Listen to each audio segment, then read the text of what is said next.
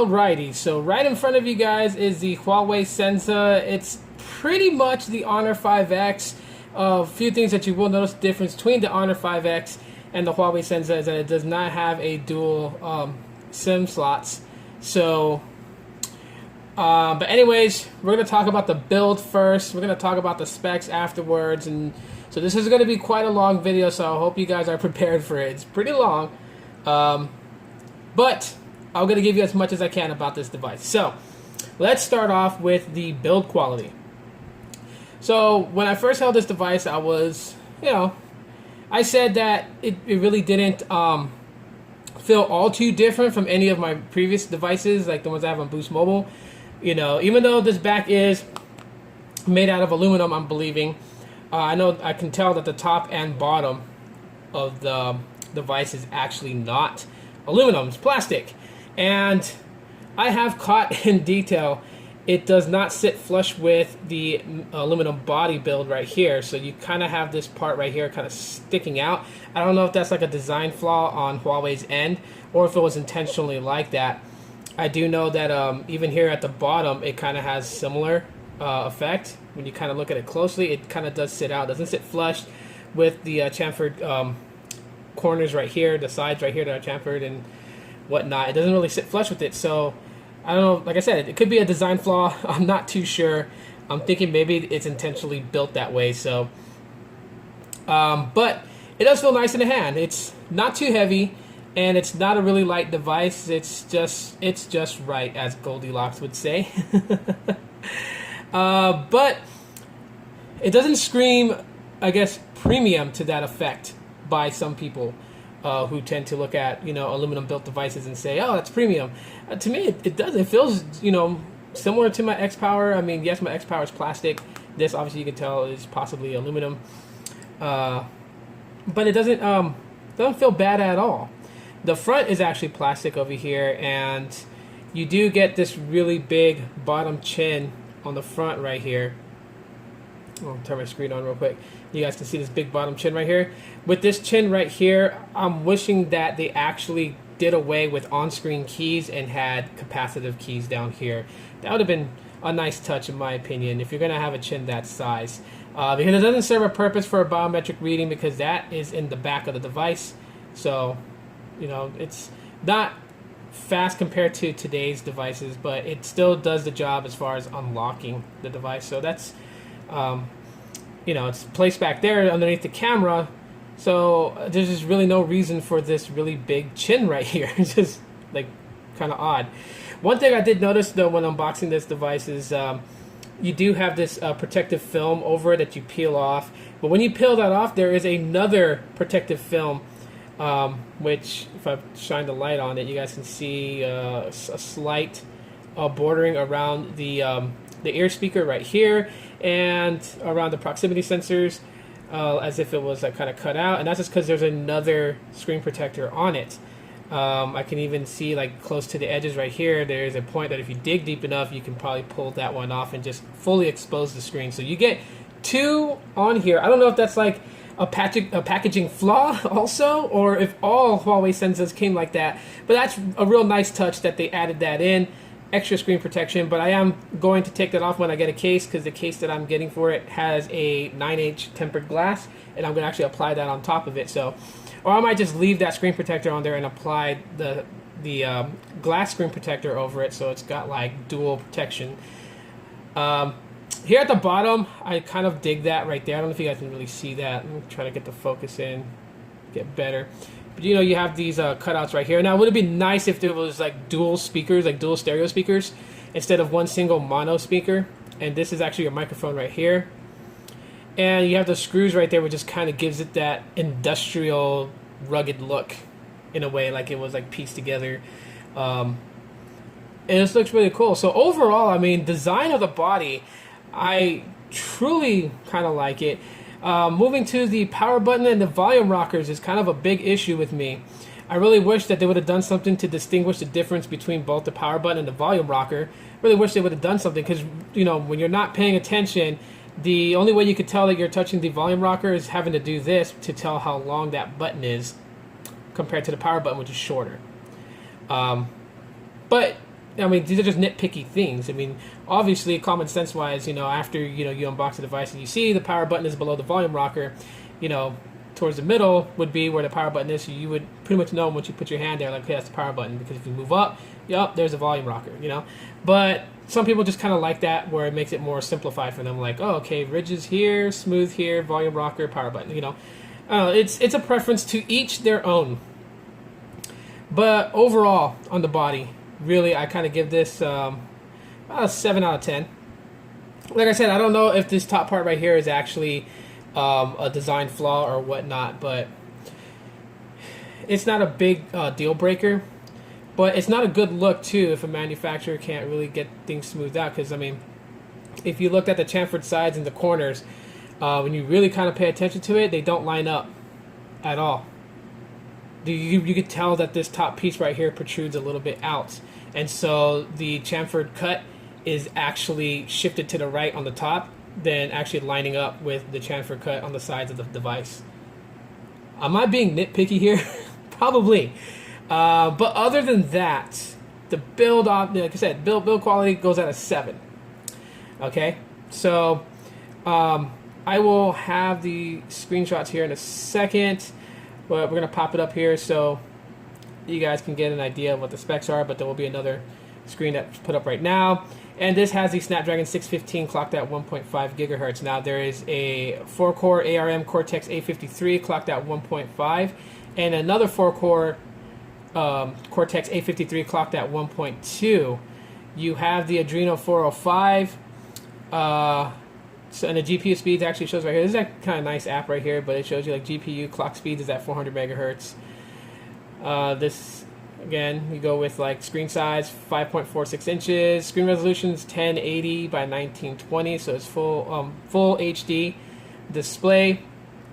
1806 megabytes of RAM, so that's pushing close to 2 gigs. Now it shows here the internal storage is 8.55 gigabytes, but that's just basically how Huawei markets the internal storage. So it has 16 gigs of onboard storage, but it doesn't show you that it has 16 gigs because part of it is taken up by the operating system, which runs 6.0.1 Marshmallow. So what they do is they only show you what's actually truly free, which is a nice touch. Some people have been very frustrated in the fact that phones are marketed with 16 gigs of onboard storage, but you find out that part of the internal storage is taken by the operating system, so you're only left with, say, 11 gigs or under, depending on how much of the internal storage the operating system took. So, and a cool touch right here with this app too. This is a CPU Z, and also tells you if the device is rooted or not. And it says no. Of course, I didn't root this. You get information about the battery, but I believe the battery on this is a 3000 milliamp. I could be wrong. I didn't actually memorize that or anything, so that's my bad on my part. But last I checked, I remember saying something that was like 3000 milliamps. So. But we'll kind of go into EMUI, and this is something that's just kind of been like, a hit and miss with me. When I look at this, it's nice. I am basically, I have gotten accustomed to no app drawer, so not having an app drawer is not something that really bugs me, which I know sounds weird because I made a whole complaint issue about the top and bottom not being flushed with the body, but the no app drawer doesn't bother me at all. My X-Power doesn't have an app drawer, and I can use a device that has an app drawer because my J7, which I'm recording this with, has an app drawer and touch with. So it's not like this I'm catered to one side. It just doesn't really bother me. So one of the cool things I do like about not having an app drawer is that every app is on my home screen. I don't have to go digging for it if it's not on my home screen. I mean, the main ones I use are obviously accessible right from jump. Anything else that I may use from time to time but not on a daily basis is in folders, and that's where it sits. So not a huge big deal, but I do notice something about this, and that's I don't know if maybe my device has like memory leak or anything like that. It does tend to stutter from time to time. We'll be honest with you guys about that. And to me, I feel like it really shouldn't. There's a lot of devices that I have that have the same amount of internal storage, same amount of RAM, and they run stellar. you know. And even though there is 2 quad-core chips in here, so basically this is an octa-core processing chip in here. It just basically broke down like what the 4 cores are clocked at. Since they're not clocked identically, they actually are clocked. One is underclocked a little bit just to kind of deal with the lower end usage of the device, and then you have the higher the ones that's clocked higher, which will deal with the more heavy intense like gaming and stuff like that. But if you guys notice here, it is kind of smooth. I mean, you do see some drop frame rate right there if you guys really look. You guys can see you know, it's not the fluidity is, I probably score it at a 6. It's not anything that's like super fluid in motions or anything like that. So, but still, you know, to the average consumer, you guys are not going to care about that. You know, it's not something you're going to be like, oh, drop frame rate, and then get mad and throw the phone. I mean, you really didn't see it. You know, unless I call it out, you're not really going to see it. So, but for, you know, all my fellow brothers and sisters in the nerd world will see it, and it will kind of bother them if they're very critical about, you know, fluidity on a smartphone. So, but I just wanted to point that out. Colors look actually pretty good. This wallpaper back here is really nice. Reminds me of home. I do like how the colors look on the display. The display is 1080 by 1920, I believe. So that it is full HD. It's not 720p. It's not just basic HD. It's full HD. You get the full shebang here. So, yeah, that's basically like the screen display and whatnot. Cameras is actually pretty cool. Cameras, basically 5 megapixel up front and I believe 13 in the back, and they handle very well. I'm gonna have some photos pop up right now just to kind of give you guys an idea, but they handle very well as far as taking pictures. Of course, indoor it doesn't really do so good in low light. It does better than most, but compared to like my J7, which is the one device out of all my devices that does extremely well in low light, this maybe comes 3rd or 4th behind it. So I'll give you an idea of what to expect if you're going to take selfies in the evening and stuff like that. Yeah, you may want to have at least a, you know, good lighting as far as the cameras itself. So the camera is actually quite unique. Let's open it up right now and show you guys here. But you do get a ton of options with the cameras. So let me see if I can get it in enough for you guys to kind of see. Well, let's try to cover this out so you guys can see like the options you got down there. You get good food, beauty, photo, video, and time lapse. You can actually do some time lapse with this device if you're into that. If you're, you know, trying to hone your skills and doing time lapse videos, well, this device will be something you can actually work with if you get like one of those lenses to clip onto it to get like better range and like fisheye or anything like that. Or you can do some time lapse with it, you know.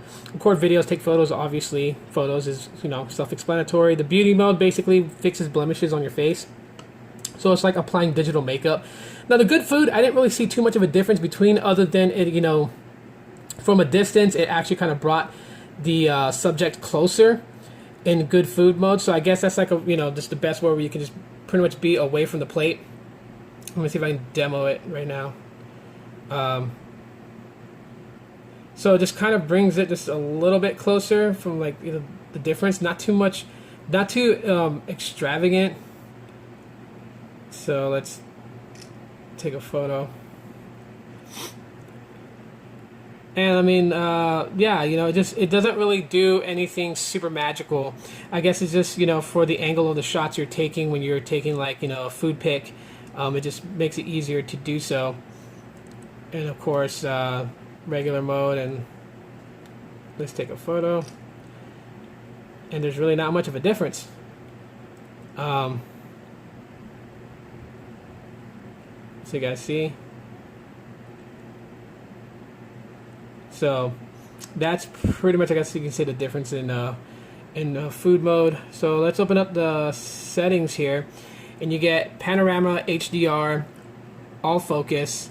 You get watermark, slow-mo, so you can actually do like slow motion videos and stuff. Audio notes, so you can like, you know, apply like an audio to a photo. So if you're into that kind of stuff, maybe like, you know, taking a picture and then putting like a small clip of your favorite song onto the photo to kind of give it, you know, that vibe of what you're trying to convey with the photo. You can do that with audio note. And you go into settings here, and you got all kinds of stuff you can play with in settings.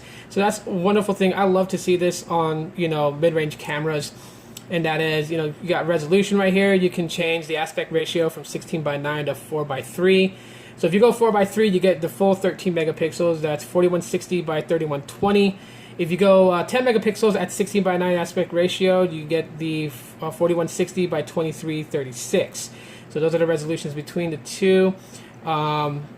You can bring it to an aspect ratio of 1:1, which would be a 3104 by 3104, and that's also shot in 10 megapixels. And then you have 8 megapixel mode, which is 3264 by 2448 at an aspect ratio of 4:3. And you have a 6 megapixel mode, which is 3264 by 1836 at a 16:9 aspect ratio. So those are the resolution settings you can adjust on the camera itself. You have GPS tagging, you can do so. I don't know why I have that on. I don't like my photos GPS tagged. Preferred save locations, you can, you know, basically set it to where it's going to save to your SD card, or if it's going to save to your internal storage. You got perfect selfie. You can have that on, so it kind of like, you know, adjust to fix your selfie shots. You can mute the audio if you want to. If you're going to take video, you don't have to go through the whole thing in Video Editor of just killing off the audio and then having to do all these extra steps. You can kill off the audio if you just want to grab video segments but not any audio. You can just kill that off by muting it. You have audio controls over here, which you actually can turn that on. Show audio control icon on main camera view, so you can be able to adjust things with that. So we'll go ahead and we'll turn that on, and we'll turn on audio control. And then you have things like to say choose to take the photo, or take photos when your voice reaches a certain decibel level. So I mean, that's what this does right here. So that's actually kind of cool. You have timer mode, which obviously is self-explanatory. Touch to capture, so you can actually like, I guess in video mode, you can just touch the screen to capture a picture while you're taking a video. Capture smiles, so takes photos automatically when smiles are detected. Object tracking, you can have that turned on so it can track the, you know, touch to object you want to focus on. The camera will then track and focus on that object. So if it moves in your shot, this will definitely basically, you know, track all its movements and whatnot. Touch and hold shutter button for burst shots. So you have a lot of things you can play with here. You can play with the ISO, the white balance, image adjustments. All that is done from the settings right up front, and I do like how they have that here. So that's something that's like obviously really cool. Now let's focus on the audio quality of the device. The audio quality is not bad at all whatsoever. Now, I'm not a person who's really big on it has to have front firing speakers or it has to have bottom firing speakers. I hate rear firing speakers. Like, I actually don't. When I hold my device, if the speaker is below on the back, then basically it's going to fire at me because of my palm is actually going to adjust where the sound motion is going, and it's still going to come my way.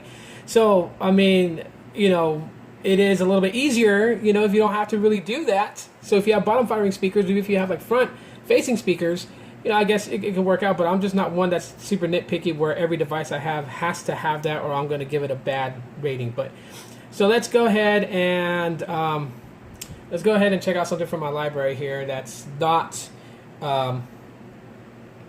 copyrighted or that's, you know, royalty free. So let's see here. What do we have? Let's play this one. You guys can hear how loud the speaker is.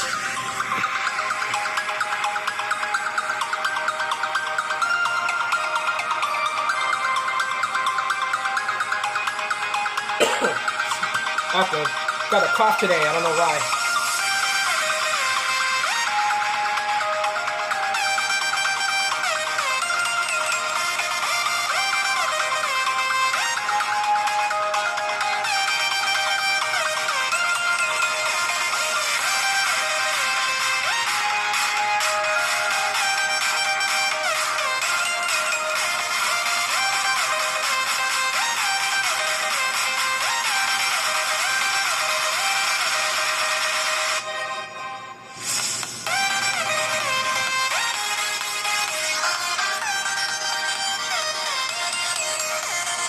Alright, so that's how loud the audio gets, and that's that was at full volume, so that's actually pretty cool. I mean, it's loud and crisp enough to hear. Doesn't sound superly distorted. I know some speakers can get that way. It can like start to sound like it's about to crackle and pop like Rice Krispies, but this one hangs pretty well. Now it's not stereo. I can tell it's a mono speaker, not stereo speaker, and so the enrichedness of the sound is not really present there with the audio. But it's still, for listening to music, you're gonna hear it, and you're gonna hear it clear. So that's the best part about it. So without getting too nerdy and too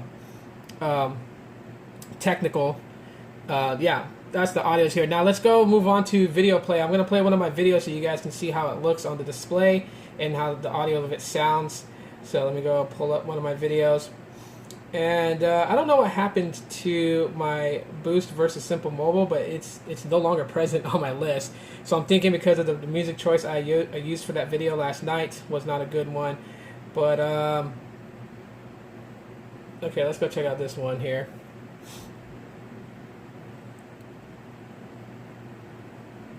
And YouTube's been doing this lately too, so sometimes you have to flick that video away and just kind of start it over. Video after 48 hours with the Huawei Sensa. I'm going to give you guys just a quick rundown of, my thoughts, kind of give you guys a little light specs and everything, but this is not the full review, so full review. So my camera doesn't do it any justice, but it actually looks pretty good. Even my shirt, which is like a parody logo of Heineken, but I got that shirt in Hawaii, and it's...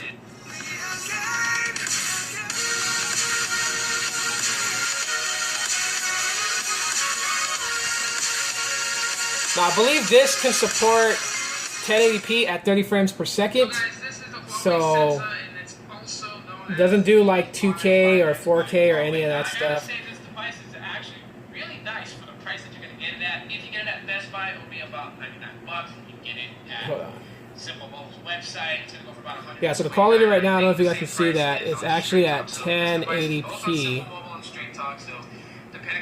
There we go. So that's what it's showing the video at. So not bad at all whatsoever as far as video playback. You can play back in 1080p, but it's only at 30 frames per second. It can't even handle that. So 60 frames per second and stuff like that, it's not going to. Now here's some other things about the device. EMUI and the way that the settings is. The settings is a little unorthodox for everyone out there that's going to be like trying to navigate through this thing. As when I was trying to, basically I was like, okay, get the basic stuff like airplane mode, Wi-Fi, Bluetooth, and then data traffic management is right there, which when you click that, it pretty much like shows you how much data you're using, whatnot. And you go to more, you have your Wi-Fi calling settings, mobile network, Link Plus, which basically is like on Boost Mobile, it would be like the network optimizer app that pretty much like tries to be smart and link you to nearby Wi-Fi's, so you're saving data and stuff like that. You can basically edit your APNs from right there. And then you got home screen style, which is standard, and you got simple, which kind of looks like Windows. So that's kind of funny. But like when I went to home screen style, I was thinking that you were able to apply a launcher from here or set a launcher as default, and you didn't get that. So you got notification panel, status bar, fingerprint ID, and all that other stuff. And you're like, how do I set my launcher? Well, you have apps here, which you go into apps, and then here at the bottom you have advanced. So here in advanced is where you would set like your default apps, and then you can basically switch your launcher and your call, your dialer, your messaging, your camera, your gallery, music, email, browser, and assistant and voice input. You can change all the defaults from right here, so you actually have to go in apps for that. Now if you want to check how much storage you have, you go into advanced settings, and there you'll find date and time, language input, memory storage, battery manager, security, location access, printing, accessibility, backup, and reset. All that is in the advanced part, so kind of a little different when you basically have to go through more places where it should just all be accessible from right here in the settings. So that's one of my gripes about this device. Another gripe that I have, and I don't know if this is maybe I might have the worst luck ever picking out devices that may be defective or whatnot. I don't know. But I noticed that when I apply a third-party launcher, it'll work for the time being. When I reboot the device and it turns back on, it kind of starts to lag a little bit, and then it force changes back to EMUI. which I'm like, wait a minute, you know, like I set the Pixel launcher to be my default launcher, and why is it not keeping it, you know, stuck there? Like it's reverting back to EMUI. So I've just basically given up on third-party launchers on this device. I don't put them on there because I don't want to have the irritation of it just resetting. So I'm just using the stock EMUI launcher, which, you know, is nothing wrong with it. It works fine. It works fine by me. Just, you know, if you're a person that's heavy into third-party launchers, this device may not hold your launcher for you once, you know, upon, you know, rebooting the device. It'll just, yeah. Of course, like I just mentioned earlier, this device does do Wi-Fi calling. That is set up. So like I have my Wi-Fi on right now, so if I was going to call anybody, basically here at the bottom, since I can't show you guys contacts, you get the little Wi-Fi logo on the call. And when you turn off Wi-Fi, that Wi-Fi logo will disappear on your call button. So if you dial out a number, it will either use Wi-Fi or will use cellular radios. Now, I do have this phone activated on Simple Mobile. However, I'm not really using their number. I've actually downloaded the Google Voice app again, the new version, which I'll do another review about, and tied my Google Voice into this device. So my Google Voice number is this phone's main device number. Even though it has a Simple Mobile cellular number, if you call my Google Voice, this phone will ring natively. It will not use, like you guys can see, I don't have Hangouts dialer. It will not launch Hangouts to take the call. It does it natively through the device. So I'm very happy about that, just being able to use my Google phone number, because most of my friends and family have that number. That is like the solid number that I have. You know, my Boost Mobile number can change. I can change it if, you know, I get bugged by too many people spamming, phone calling me. I can always change my Boost Mobile number, but my Google Voice number will always remain the same. And so that's the one that like my friends and family pretty much rely on to get a hold of me. So it's nice that I'm able to use it on this device.